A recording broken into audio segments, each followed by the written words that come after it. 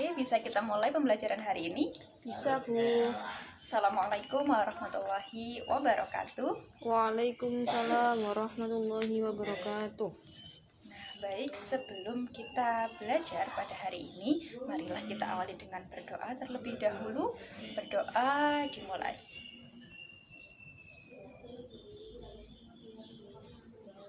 Selesai. Apa kabarnya hari ini? Alhamdulillah, baik, Bu. Alhamdulillah. Semangat untuk belajar? Semangat. Oke.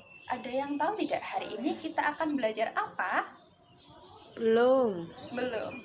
Oke, hari ini kita akan belajar tentang kelarutan dan hasil kali kelarutan. Nah, jadi pada kegiatan hari ini kita akan melaksanakan praktikum untuk menguji kelarutan beberapa senyawa. Kemudian kita akan mendefinisikan apa itu kelarutan, apa itu hasil kali kelarutan, serta bagaimana hubungan antara kelarutan dan hasil kali kelarutan. Oke, siap ya semuanya? Siap, Bu. Alhamdulillah sudah siap. Nah, sebelumnya Ibu mau tanya, pernahkah kalian minum es teh manis? Pernah. Pernah. Nah, seger ya? Seger. Nah, ketika kalian ini minum teh manis, biasanya kalian akan menjumpai gula pada bagian bawah permukaan gelas. Pernah menemui fenomena seperti itu? Pernah, Bu. Nah, gula itu setelah kita aduk lama, ternyata masih juga belum bisa larut. Kira-kira ada yang tahu enggak kenapa demikian? Gulanya kebanyakan, Bu. Gulanya kebanyakan. Emangnya gulanya berapa yang harus ditambahkan ke dalam satu gelas teh manis itu? Nah, untuk dapat menjawabnya, kita akan belajar tentang kelarutan dan hasil kali kelarutan. Oke, setelah tadi kalian mengamati fenomena gula yang tidak dapat larut pada permukaan gelas pada teh manis, nah sekarang tugas kalian adalah mengajukan pertanyaan yang berkaitan dengan fenomena tadi. Coba, pertanyaan pertama, apa kira-kira? Saya, Bu. Apakah ada batasan jumlah zat yang bisa larut dalam volume tertentu? Oke, bagus. Ada lagi pertanyaan yang bisa kita ajukan? Ada. Apa? Apakah senyawa-senyawa kimia memiliki kelarutan yang sama? Oke, bagus. Kira-kira senyawa-senyawa kimia itu punya kelarutan yang sama atau berbeda-beda ya? Nah, untuk mengetahui jawaban dari pertanyaan kalian tadi, kita akan melakukan praktikum untuk menguji kelarutan beberapa senyawa. Gitu ya. Nah, sekarang tugas kalian adalah merancang percobaan, langkah-langkahnya apa saja, kemudian bahannya apa saja, nanti hasil pengamatannya bagaimana, itu nanti silahkan kalian tulis pada lembar kerja siswa yang sudah Ibu berikan. Bisa dipahami? Bisa, Bu. Oke, sekarang silahkan dipersiapkan alat dan bahannya, kemudian melakukan praktikum.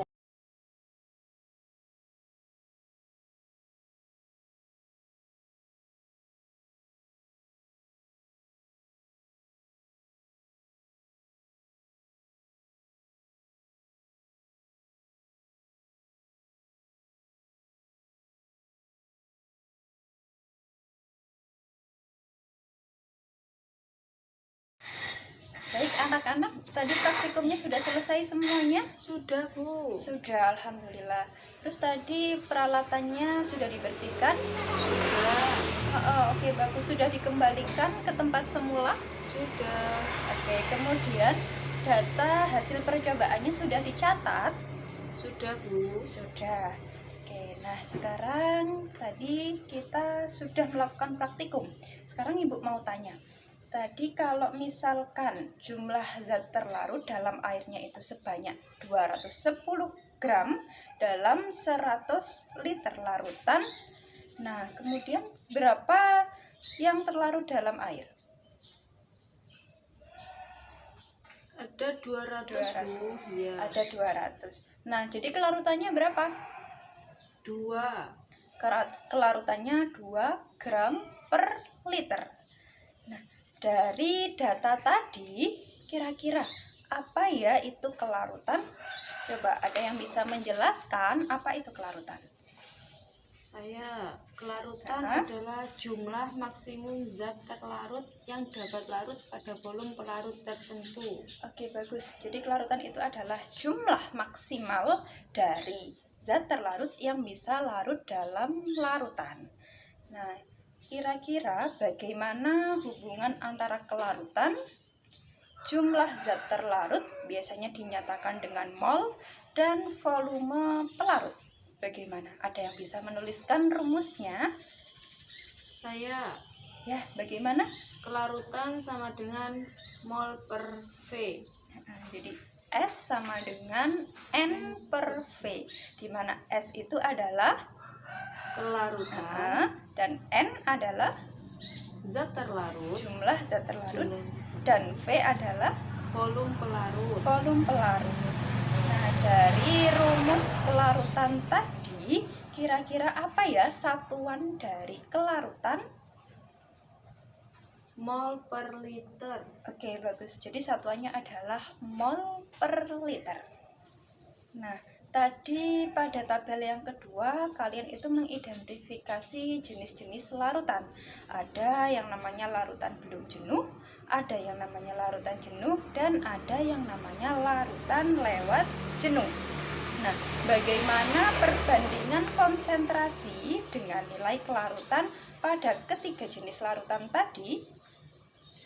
Kalau belum jenuh itu konsentrasinya lebih kecil daripada kelarutan, Bu. Oke, bagus. Kalau yang jenuh?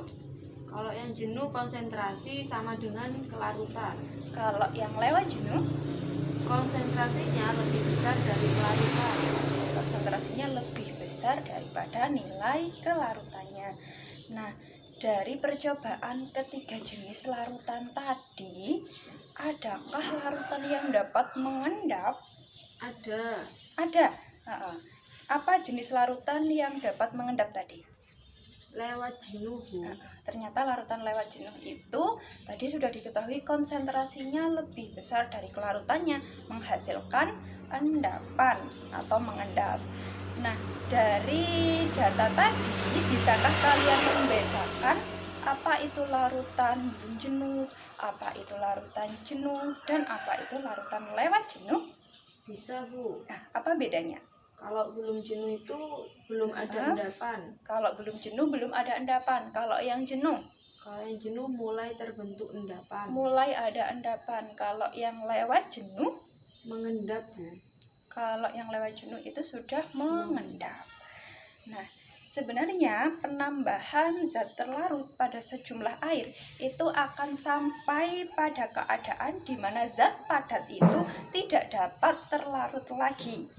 Nah, zat padat itu tetap berada di bawah dan tidak dapat larut lebih lanjut meskipun kita aduk secara terus-menerus dalam waktu yang lama. Nah, pada kondisi ini berarti zat terlarutnya berada pada kondisi kesetimbangan dinamis. Nah, coba ada yang bisa menjelaskan apa itu kesetimbangan dinamis dalam larutan jenuh? Apa? Kesetimbangan dinamis itu laju pelarutan sama dengan laju pembentukan padatan, Bu.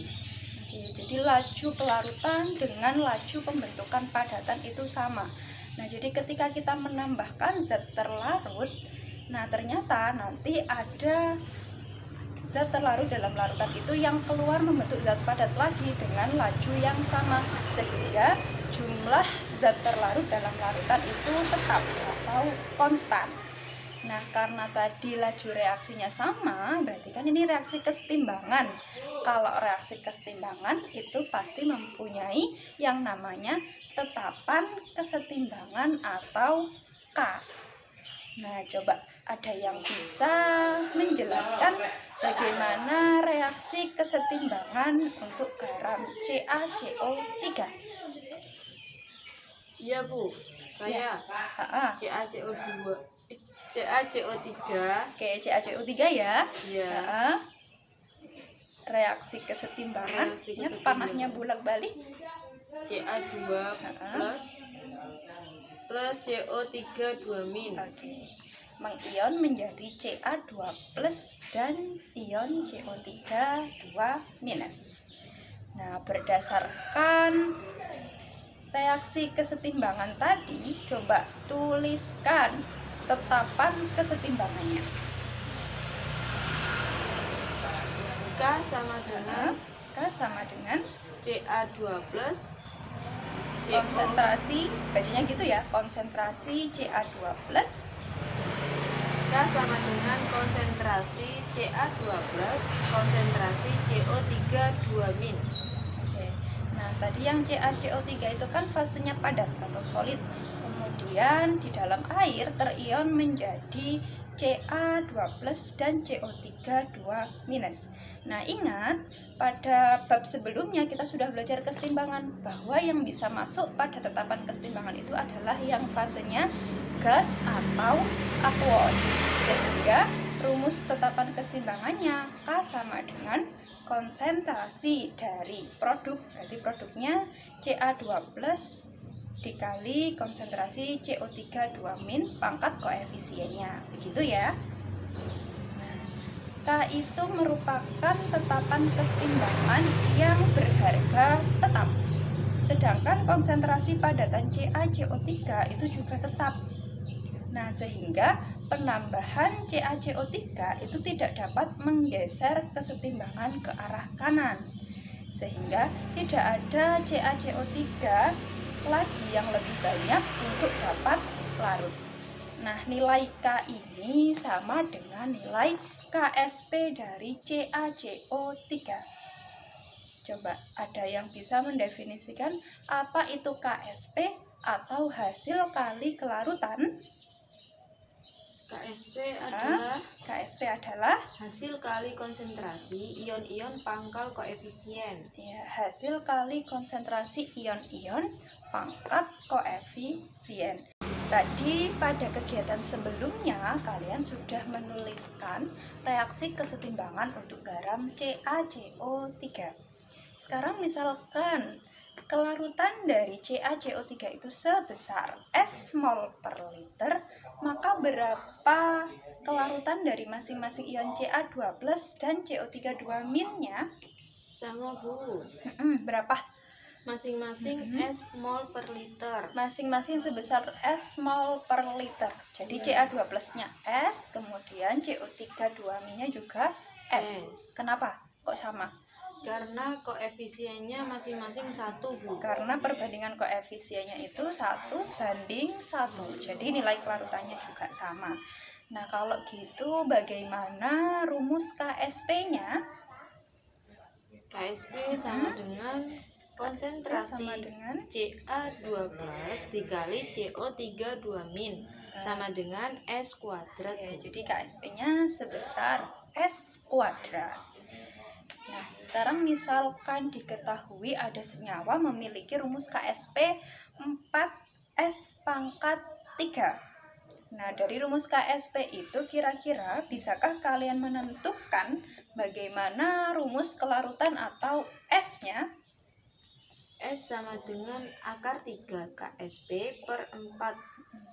S sama dengan akar 3 dari KSP dibagi 4. Nah, berdasarkan rumus kelarutan dan hasil kali kelarutan tadi, bagaimana hubungan antara kelarutan dan hasil kali kelarutan? Hubungannya semakin besar nilai kelarutan, maka KSP makin besar, Bu. Semakin besar hasil kali kelarutan, maka kelarutannya juga semakin besar. Begitu juga sebaliknya. Nah, oke.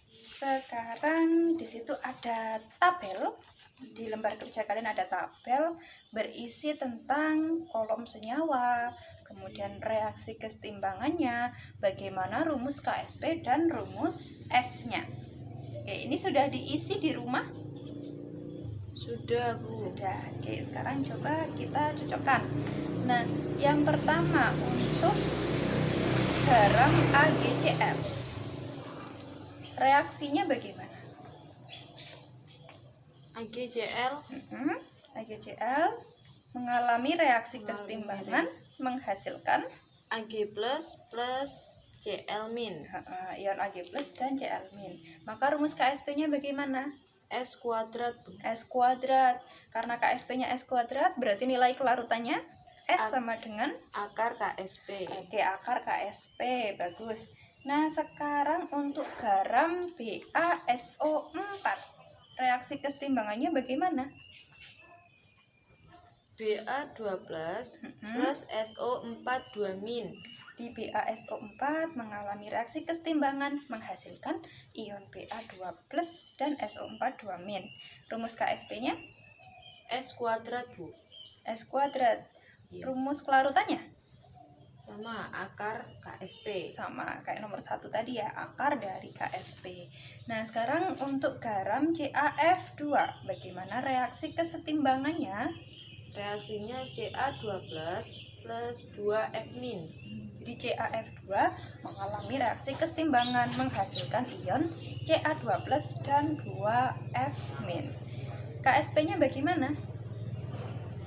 4S 4S pangkat 3. Rumus kelarutannya akar 3 KSP dibagi 4. akar 3 KSP dibagi 4. Sudah paham ya menuliskan rumus KSP, kemudian rumus kelarutannya? Sudah, alhamdulillah. Nah, sekarang di situ ada beberapa garam, ada AgBr, ada AgCl, kemudian ada Ag2CO3, ada AgI dan AgCN.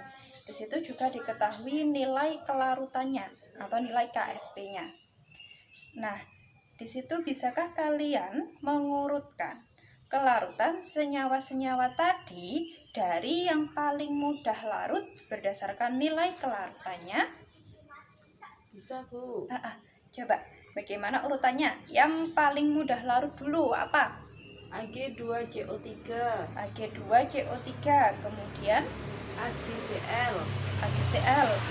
Nah, yang nomor 3, AgCN, AgCN. Yang nomor 4, AgBr, AgBr. Yang paling sulit larut apa? AgL. Itu AgI ya. AgI. Bukan AgL. Iya, Bu. Oke. Nah, begitu ya. Jadi kalau kelarutannya itu besar, maka semakin mudah larut. Tapi kalau kelarutannya itu kecil, berarti dia sulit larut. Nah, ada yang ditanyakan dari materi hari ini? Tidak, Bu. Tidak. Kalau tidak, sekarang coba itu dikerjakan, ada soal evaluasi. Ada bagian A pilihan ganda dan juga ada soal esai. Silakan dikerjakan secara mandiri.